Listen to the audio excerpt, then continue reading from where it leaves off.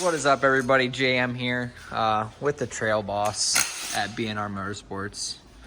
Doing a little clutch work today. We're going to put some new fibers and steels. And I don't know if we're putting springs in. Are we? We are. Okay, we are. That's the plan. So we're changing the whole clutch kit right here. Josh runs a 13 style clutch in the new bikes, pressure plate and hub. So they have these handy kits that we have that have the steels, fibers, and springs in them. Josh actually runs the stock springs. Not everybody does run the stock springs, but Josh does run them. So we have fibers soaking in oil. You always want to soak your fibers in oil for at least like a half an hour. I normally keep them in there for a couple hours, couple days.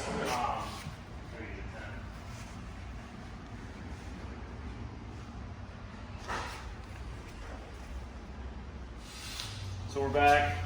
So Josh, like I said, runs the 10 to 13 clutch, which is a 6-bolt style, not the 3-bolt style. So they are different. So make sure you know which one you have. He runs Henson pressure plate and hub.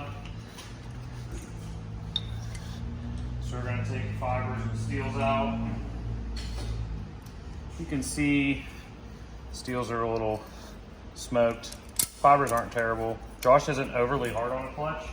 If you are hard on a clutch, especially if you came from a Honda, some of you guys that I deal with, you may want to run heavier springs. Inside the clutch, you could do three Hensons, 3 stock, or you could run all stiff, but you gotta have some man hands to do that. yeah, guys, you have to be pretty strong for that. Because these share the oil with the motor, unlike the Honda.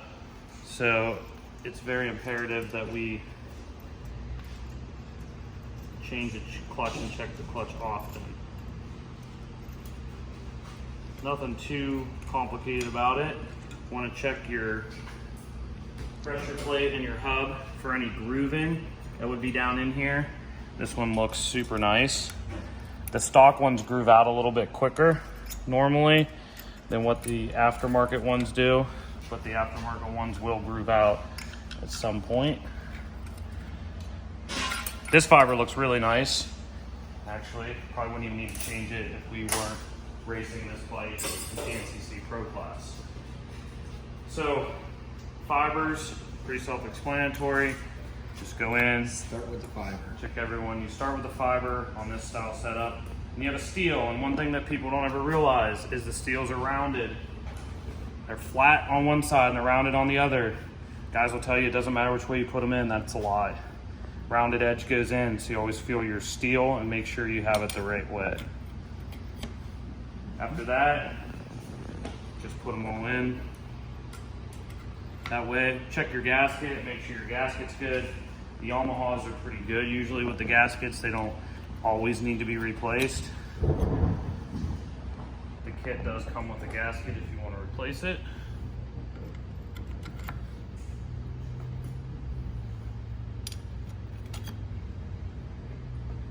Now this does have the 2010 style basket in it because the newer style baskets tend to explode.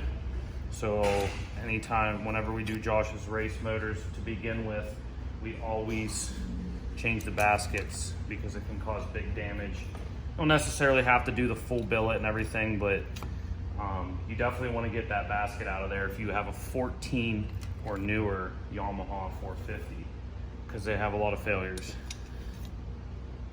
So you just rotate out.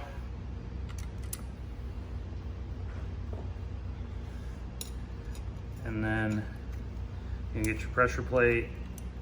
You're gonna get your clutch rod. There's a ball in there. If you flip it on the side, the ball won't come out. So you're good. Put your hat in, what I call a little top hat. And then what I always like to do is put my thumb in. Josh, go ahead and pull the clutch lever. and always pull the clutch lever to make sure that everything's working right. Let go. Make sure that moves and working, because people put them in, they crack them. Now this has grooves in it, so you want to make sure the grooves go down and it sits flush. We're gonna change. All right, guys, gonna put your springs in and start your clutch bolts by hand. 6 bolts. I'm gonna start them with an impact. You just want to do diagonal across from each other like this, so you pull down everything evenly.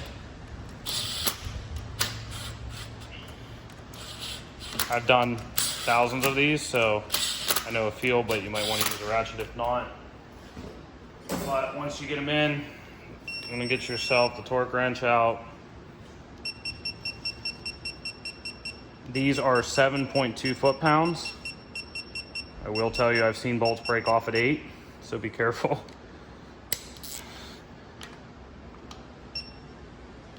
So you're gonna just tighten these up.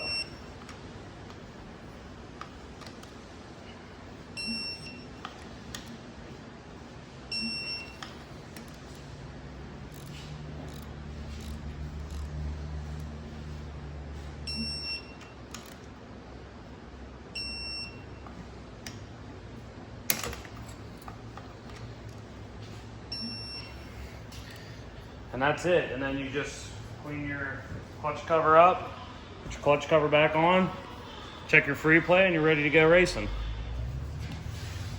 I feel like the clutch cover is self-explanatory.